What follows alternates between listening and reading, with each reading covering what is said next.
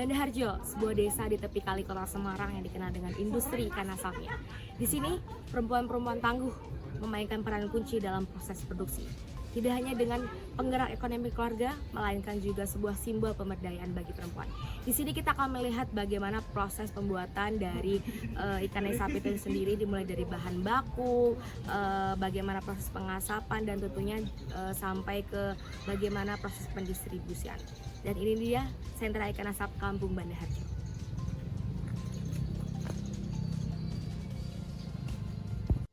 Di tepi Kali Semarang, terdapat sentra industri ikan asap yang menjadi tumpulan hidup banyak keluarga. Di sini, ikan segar hasil tangkapan nelayan dari berbagai daerah di Jawa diolah menjadi ikan asap berkualitas tinggi. Proses pengasapan yang dilakukan dengan teknik tradisional ini memberikan cita rasa khas dan daya tahan lebih lama. Aroma ikan asap yang khas memenuhi udara menjadi saksi tradisi turun-temurun yang masih bertahan hingga saat ini. Nama saya Pak Wanto. Jam 7 sampai selesai.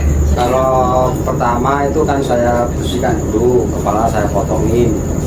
Nanti habis dipotongin, terus dibelah jadi dua, terus dicuci, habis dicuci, terus dihukum air tawar biar darahnya hilang.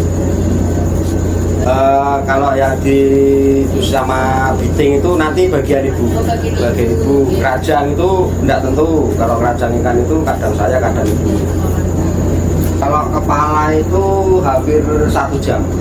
Hampir 1 jam. Kalau daging itu paling, kalau api udah jadi itu paling ya 1/4 lah. Ini tidak bisa diprediksi. Ini tergantung pembeli nih. Kalau ada yang pesan ya bisa 1 kintal ke atas. Kalau tidak ada pesan ya paling kita masak itu setengah kintal. Ya paling 1 kintal. 1 kintal.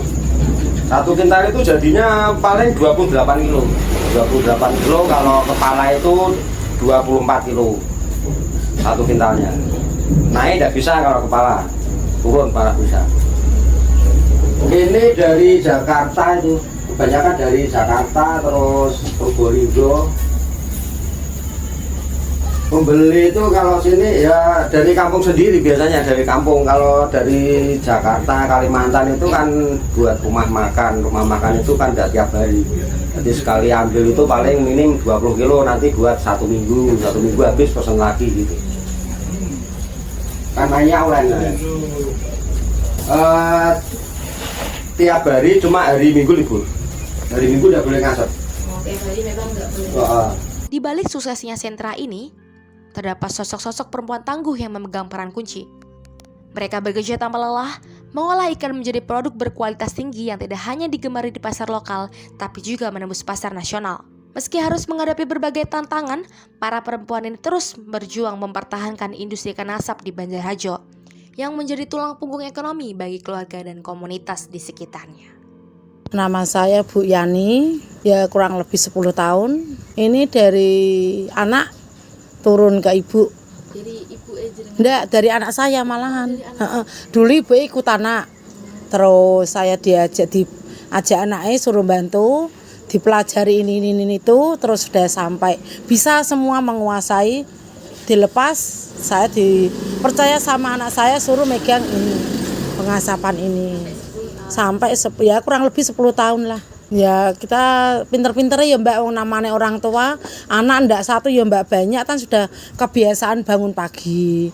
Kita masak nasi, terus kita ke pasar masak, suruh masakin anak yang mau sekolah, yang mau kerja, terus selesai kita ngantar sekolah, sampai sini kerja, sampai sehari di pabrik ini. Ya kita kerja sama Mbak, mana yang legol, mana yang kita kerjain ya kita kerjasama lah. Nggak terus gini gitu nggak, kita sama mana yang longgar, mana kita yang ada waktu longgar gitu. Ya tergantung pekerjaannya ya Mbak, setiap hari kalau kita banyak pemesanan kita plosir tenaga, kita harus kerja. Tapi kalau nggak ada seperti ini ya kita lenggah. Ya ada kadang ada longgarnya waktunya, ada kerja kerasnya, ada laren gitulah namanya usaha ya Mbak, kadang rame kadang sepi seperti itu. Ya itu bapaknya waktu nih. Kalau bapaknya kan ibunya cuma di sini. Kalau yang ngantar sekolah kan kita sama, tapi kalau yang repotan jemput anak itu bapaknya waktu nih. Jadi kita bagi waktu, Mbak. Ibunya kerja di sini jualan, nanti jam sekian bapaknya yang jemput anak gitu. Nanti kerja lagi sampai sore. Memang modelnya kerja sama. Iya, kita kerja sama. Enggak ada yang maksa harus gimana. Oh, enggak Mbak. Kita kan enggak memang harus sepakatan ya Mbak, kita kerjasama, jadi kita ndak punya rewang ya harus gimana lah enaknya, jangan sampai kita berdebat masalah waktu, seperti itu aja. Oh ya ini tok Mbak, ya ada sih anak bantu, tapi kan kalau anak kan selego atine Mbak, tapi kalau kita usaha sendiri kan kita ndak bisa mengharap anak-anak gitu. Ya mungkin sama jiwa ibu perempuan mungkin sama ya Mbak, kita bantu suami, kita bantu ekonomi rumah tangga mungkin seperti itu.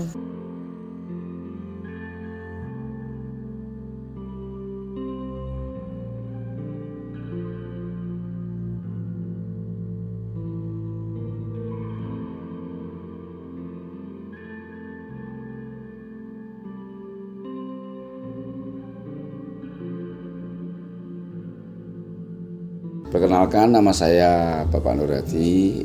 Alhamdulillah saya dipercaya oleh masyarakat sini sebagai ketua paguyuban di Pengasapan, dan saya juga produksi ikan asap sendiri.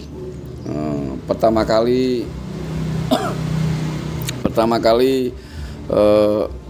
ikan asap itu memang dari turun temurun.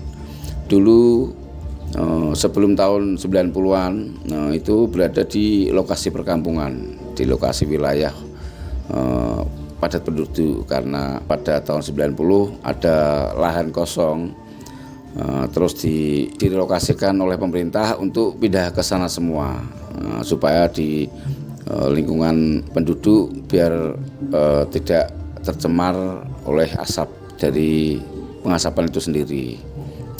Sejak dari itu mulailah berdiri di tempat pengasapan yang direlokasi oleh pemerintah, dan sampai sekarang mulailah dari sedikit-sedikit. Dulu pertama kali banyak sekali itu, hampir sekitar 40 warga itu semuanya usaha asap, karena waktu itu ikan murah, terus banyak yang usaha ikan asap di pasar-pasar, dan juga penjualnya waktu itu persaingan belum begitu ketat. Nah, terus karena di sini banyak perempuan-perempuan yang nganggur atau wanita yang udah usia, ya, maka dari pemilik usaha itu sendiri memperdayakan wanita-wanita yang bisa diberdayakan tenaganya, dan supaya dapat tambahan untuk keluarganya. Terus dan sampai sekarang semakin lama semakin berkurang, karena dari anak-anaknya sekarang pada nggak mau meneruskan usaha dari orang tua. Saya sendiri sebagai ketua juga mengimbau kepada masyarakat untuk yang punya anak, tak suruh mengikuti jejak orang tuanya biar tidak punah pengasapan di Semarang sendiri. Kalau terlibat perempuan sejak dulu, karena itu udah dari ibu saya sendiri dari kecil memang udah mulai asap gitu. Dari rata-rata penduduk sini itu yang peran ibu begitu. Ya ibu-ibu kan bagiannya kan beda-beda tergantung skillnya.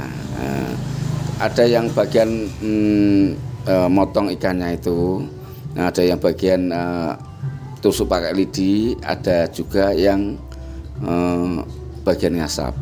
Nah, kalau bagian yang berat-berat kayak motong kepala itu bagian laki-laki, kan membutuhkan tenaga yang ekstra itu. Ya kadang kita mengajukan di dinas-dinas terkait, cuma selama ini ya belumlah. Selamanya kita bantu cuma dari universitas yang sering mengunjungi tempat kami. Jadi ya alhamdulillah dari universitas di Semarang sendiri udah ada yang membantu, sebagian kecil lah bisa bermanfaat bagi kami gitu.